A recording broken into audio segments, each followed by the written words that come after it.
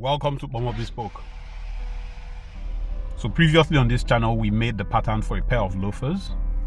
Now we have cut everything out on leather, and I think it is time for me to show you some useful tips on how to couple everything together and begin the process of building the shoe.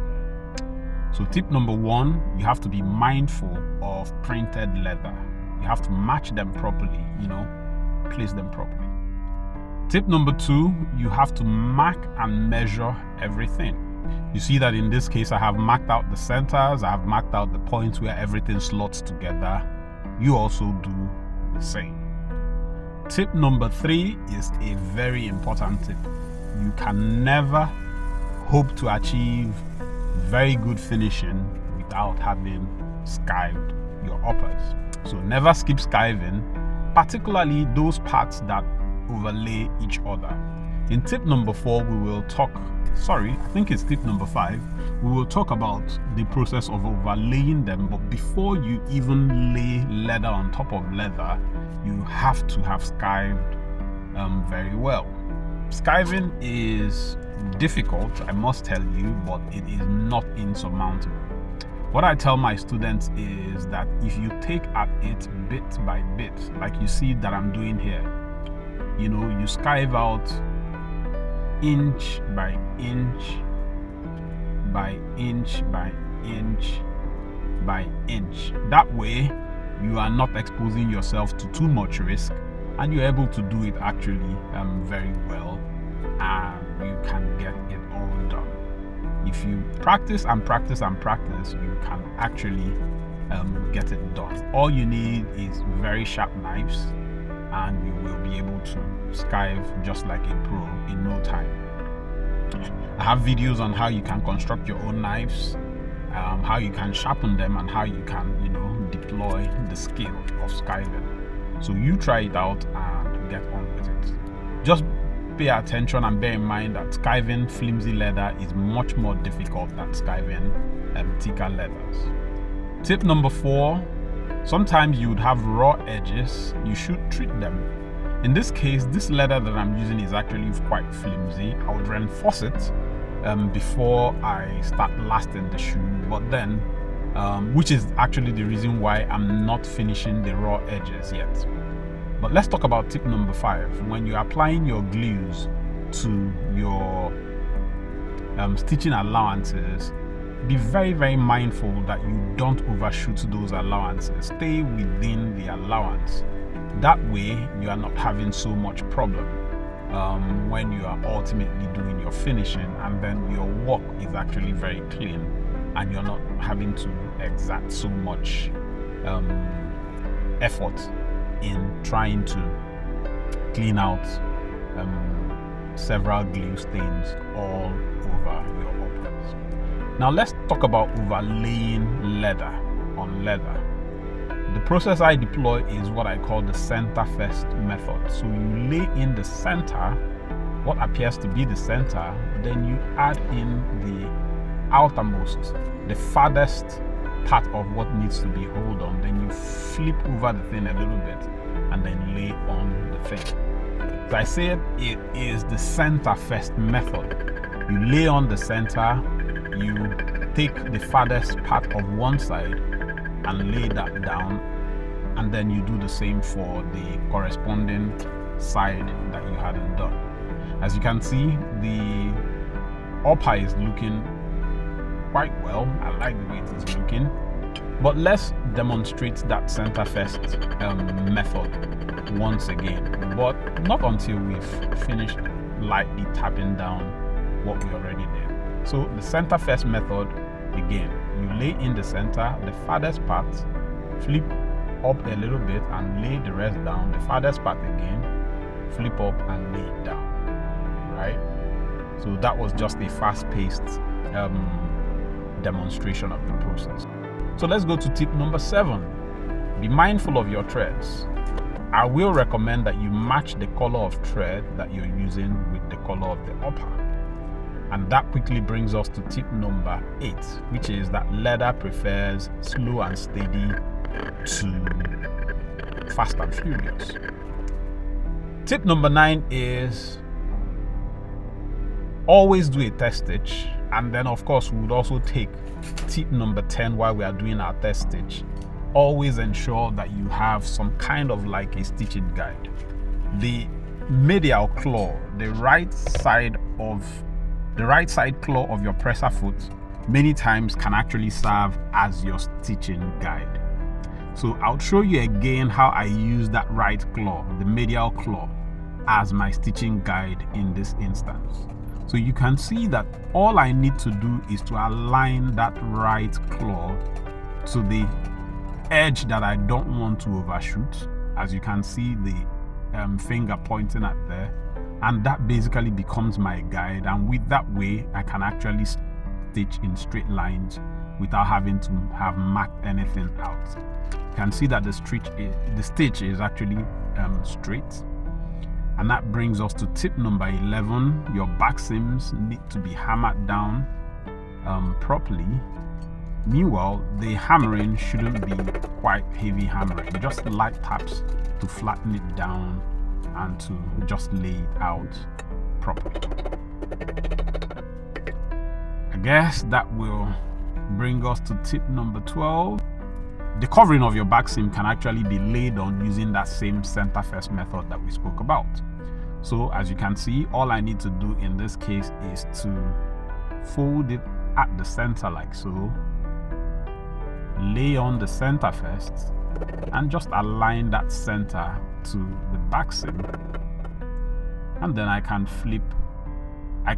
just adjust the rest of the pattern to lie flush where they need to be. The next thing will be to stitch each side of that, but let's go to tip number 13, I guess, which is how to apply this flap that you see on the sides, the top line of loafers. First thing is you mark out the part that will go into the upper. As you can see, I'm not really eyeballing, I'm using my middle finger as an edge guide while I mark out about 1 cm into the strip.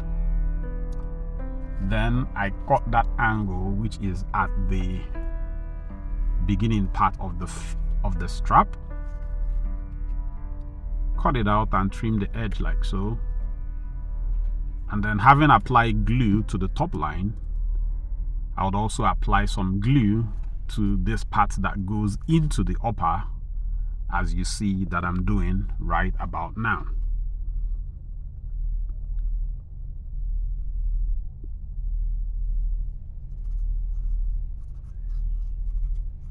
So we'll lay on that glue there, we'll let it dry a little bit, and I'll just go ahead and show you how I installed that side flap of our top line on this loafer. So you could use the center first method by just starting at the back seam, but I chose not to do that at this point. All I need to do is to lie it this way and just roll the top line onto that line, that guiding line that we made on the strip, and just roll it onto it as you see that I'm doing. And by the time I get to the other extreme, all I now need to do is to cut away the excess. So mark in the excess like you see right here, cut away that excess, and then also cut in that angle that we did at the beginning of the flap in much the same way that we did it earlier on. So we're marking 1 cm into it, draw in that line for that angle right there, and basically just cut that out. Trim out the edge like you see right there, and that is how the side flap is installed. Coming up next will be adding the reinforcement to these uppers, and then we would also add the lining. Let's go there. So I guess that brings us to tip number 14, which is that flimsy leather many times will require reinforcement. And I guess that begs the question, should you actually be using flimsy leather for your uppers? There are several reasons why you will need to use some kind of leather that is not in the thickness that you will typically require your uppers to be. Many reptilian skins, crocodiles, snakes, pythons, lizards, many of them will typically not come in the thickness that you will, really want your uppers to be. Regular calf and cowhide leathers, I will typically use about 0.89 to 1 mm to 1.2, 1.3 mm in thickness of leather for my uppers. Same thickness many times I would also use for my linings. But sometimes you'd find some very, very interesting prints that are not in that thickness range, which is exactly the case here. And in this case, I should actually have added the reinforcement before installing the back seam. I was a little bit too overzealous to show you that tip on how to use the center first method to add the back seam that I completely omitted. But there was no way I was going to put this upper on a last without having to add some reinforcement to it. So the material that I use for the reinforcement is like denim. It's not denim in the sense that denim has to be in that characteristic jeans color, but it's the same feel, the same thickness, the same, I guess this is the material they use in making the NYSC khakis. So I basically glued it onto the uppers and flipped it over, and that was basically it. It's done and my reinforcement is there. So that takes us to tip number 15. I'm not going to dwell so extensively on tip number 15, which is about linings. Your linings should not be relegated to off-cuts or never do well leather. No, your linings are actually extremely, extremely important. I actually prefer to have very good quality linings and then maybe uppers that may just look good on the surface and not very, very thick, so to speak, because your linings are the things that are making direct contact with your feet.